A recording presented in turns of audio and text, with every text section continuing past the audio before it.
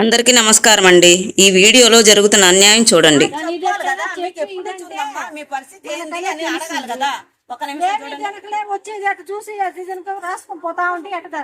ఇప్పుడు పాపని ఇట్లా పలకరించారా, చూసారా అండి? ఏంలే వచ్చేది చూసుకున్నారు, అంతేనా అనేసి రాసుకున్నారు, పోతా ఉంటారు.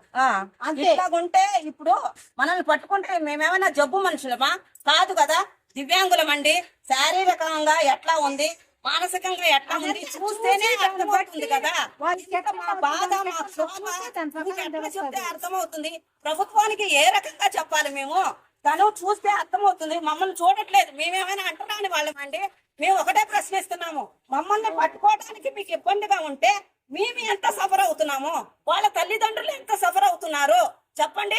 మీరు ఒక పూట మీరు డాక్టర్ మీరు చేయాల్సిన పని చెక్ చేసి ఈమెకి ఎలా ఉంది, ఈ పాపకి ఎలా ఉంది, ఏ అమ్మా మీకు ఎప్పటి నుంచి ఉంది, ఎలా ఉంది, నువ్వు నడగలుగుతావా, మీ ఇబ్బందులు ఏంటి అని కనుక్కోవాలి కదా కనీసం అన్నా. అది కనుక్కుంటే కదండి మా బాధ మీకు అర్థం కావడానికి. యాజ్ ఏ డాక్టర్ గా మేము మిమ్మల్ని ఒక రిక్వెస్ట్ చేస్తున్నాము, మాకు రావాల్సిన పర్సంటేజ్ మాకు ఇవ్వండి, అంత మాత్రమే మేము అడుగుతున్నాము. లేనిది వద్దండి, బోగస్ వద్దండి. దానికి మేము చెప్పట్లా, ఉన్నదాన్ని ఉన్నట్టు యాజ్ టీజ్ గా మా పర్సంటేజ్లు ఇస్తే మాకు రావాల్సిన 15,000 మాకు వస్తాయి. ఇదండి నేను మీ గురించి ఒకటే రిక్వెస్ట్ చేసుకునేది. పాప మాట్లాడుతుందా? ఎవరైనా మీరు మాట్లాడతారా?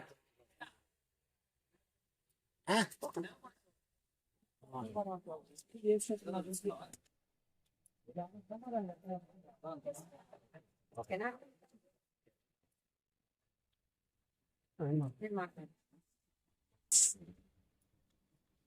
నమస్తే అండి. ఇక్కడ 15,000 రూపాయల పెన్షన్ వెరిఫికేషన్ అపీల్ చేస్తున్నారు. వీళ్ళు గతంలో 6,000 రూపాయల పెన్షన్ వస్తుంది పాపకి. పాప పేరమ్మా, మీ పేరు కొంచెం పెద్దగా మాట్లాడగలుగుతావు తల్లి? ఏం పేరుమా? తేజశ్రీ. తేజశ్రీ.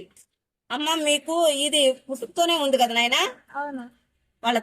వాళ్ళ తల్లిదండ్రులతో మాట్లాడిద్దాము. నమస్తే సార్, ఇట్రండి. అమ్మాయి మీకు ఈ పాపకు 6,000 ఇస్తున్నారని చెప్తున్నారు కదా, ఇక్కడికి రూయల్ హాస్పిటల్కి రావడానికి కారణం ఏంటమ్మా? సర్టిఫికెట్ మళ్ళా వేరేది ఇస్తాము, 15,000 చేసేదానికి అర్జీ రాయించిన పోయిన నెల. 15,000 రాయడానికి అర్జీ రాసిన దానికి ఇప్పుడు డేట్ ఇచ్చినారు. ఈ డేట్ ఇచ్చారు, ఈ డేట్ పక్క వచ్చినారు. ఈ పాపను చెకప్ చేసినారు, చెకప్ చేసి పూర్తిగా చెకప్ చేసి ఇంత అని పర్సంటేజ్ ఏమైనా చెప్పినారమ్మా? పర్సంటేజ్ ఏం చెప్పలేదు. మళ్ళీ రండి అన్నారు. ఫ్రెండ్స్, ఇది చూస్తున్నారు కదా, ఇలాంటి వాళ్ళని మీరు ఏ ఊరు నుంచి వచ్చారమ్మా? పుత్తూరు నుంచి. పుత్తూరు నుంచి రూయల్ హాస్పిటల్ కి ఇట్లా ఎన్నిసార్లు తిప్పిస్తారండి వీళ్ళని? నేను చెప్తున్నాను ఒకే మాట, ఎలిజిబుల్ ఉన్న వాళ్ళకి ఇవ్వమనే కదా కలెక్టర్ గారు కూడా చెప్పినారు. ఎలిజిబుల్ ఉన్న వాళ్ళకి ఇవ్వకోకుండా ఎవరికి ఇద్దామనుకుంటున్నారు? పర్సెంట్ ఎన్నిసార్లు తిరుగుతారండి వీళ్ళు? ఎలిజిబుల్ లేని వాళ్ళకి ఇవ్వద్దండి, మీరు ఎలిజిబుల్ ఉన్న వాళ్ళకి ఇవ్వండి. ఇలాంటి వాళ్ళకి మేము 6,000 కాదు 15,000 రూపాయలు మా పెన్షన్ మాకు రావాలి అని ఇంటి మార్గా తిరుగుతున్నారే. కొంచెమైనా మానవత్వంతో దయతో మీరు ప్రభుత్వం వాళ్ళకి ఒకటే రిక్వెస్ట్ చేస్తున్నామండి. మేము దివ్యాంగులము, మామూలు వాళ్ళం కాదు కదా, ఎవరితో ఫైట్ చేయాలి మేము?